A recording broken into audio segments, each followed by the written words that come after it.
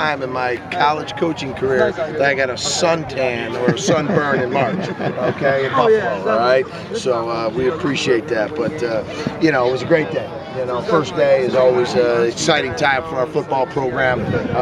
You know, as you can tell, you got a lot of work done and no distractions. But, you know, we needed to start our own March Madness. There's only two seasons that really matter. One is fall football and the other one is spring football, all right, to me.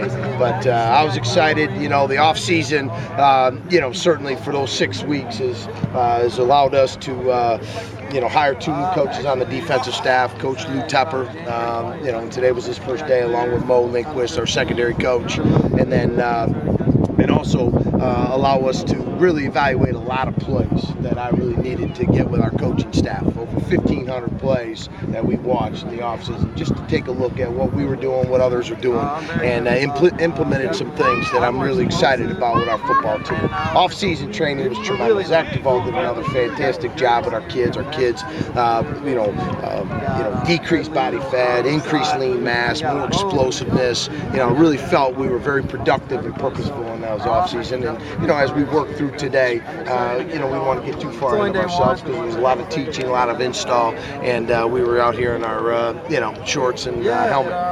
But as we work through tomorrow, we'll have the same kind of arrangement, and then Friday, Saturday, we'll be in full pads, and we'll be able to see a little bit more live action with both sides of the ball. What do you want to get out of this camp? What's your goal when we talk to you in a month from now when this is over? What are you looking to try to accomplish, either specifically or generally? I want to see our kids fight through and really show that mental toughness, that high level of energy and effort, and being accountable to one another. You know, I want 11 guys that play this game, okay, with everything they have. And that's one of our mottos here, is every player, every day, and that's never going to change. You know, and you win in this business 2 ways. You win by having the right people in your program, and then when you get those kids in your program and the coaches, and that you develop them. And we've been able to do that, and that's what I want. I want our kids to understand how to come out here, practice, improve, and fight through, and so they could show that mental toughness. That fluctuation that we saw last year is eliminated. You know, we got to move on. I don't like the fluctuation. I don't like some games we did well and some games we didn't. You know, and that's really something that we've spent a lot of time in the off season, you know, focusing with our kids on, and hopefully now that we can translate that back out on the field. What challenges are presented by, you know, having 2 new defensive coaches, including a coordinator, and talk a little bit about those hires that you made? Well, you know, certainly I was very pleased the work that Bill Inge did for me and our program, and he had a great opportunity to go to the Bills, and you know, but with Lou Tepper, you know, here's a veteran coach who's coached at Virginia Tech and LSU. He's been a head coach. A veteran coach that understands how to teach, you know, how to get the most out of the players. He's implemented a defensive scheme in a number of different places, you know. So I mean, the transition was very smooth today, if you saw.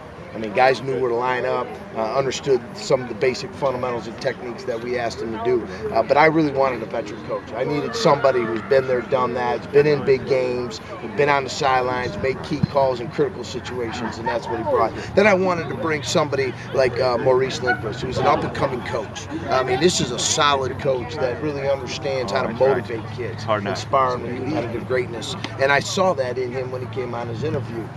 Very detailed. I sat in his meeting the other day, and it was, you know, I was very pleased, and I was very happy with what EJ did. But we needed to bring in somebody like Maurice, and I really felt good about, you know, his hire.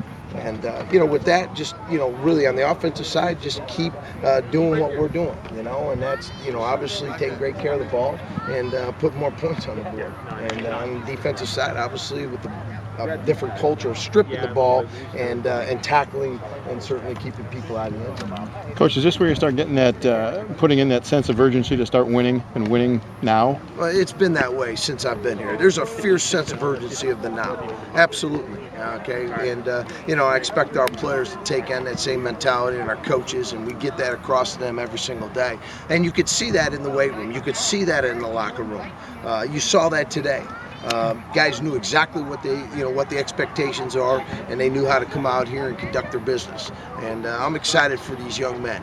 We have 17 out of 22 starters back, 49 returning letter winners. We had 2 young men honored in the offseason, Bo Oliver and Khalil Mack, as the top 6 MAC players to watch for this upcoming season.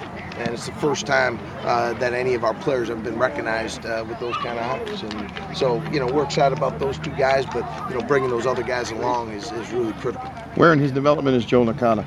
Joey's, again, very smart, very knowledgeable young man. He's got a nice touch on the ball, and there's 4 quarterbacks that are going to compete, and the position's wide open.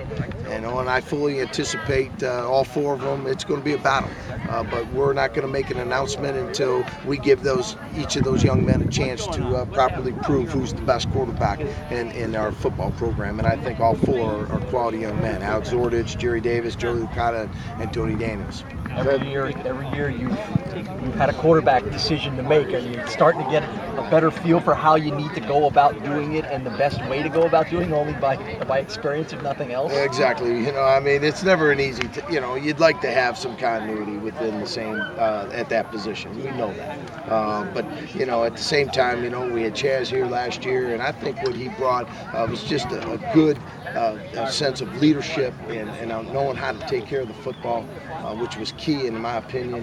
He only turned the ball over 9 times. He never fumbled the ball. He ran the ball, which I thought was huge in our success in terms of taking that step a year ago.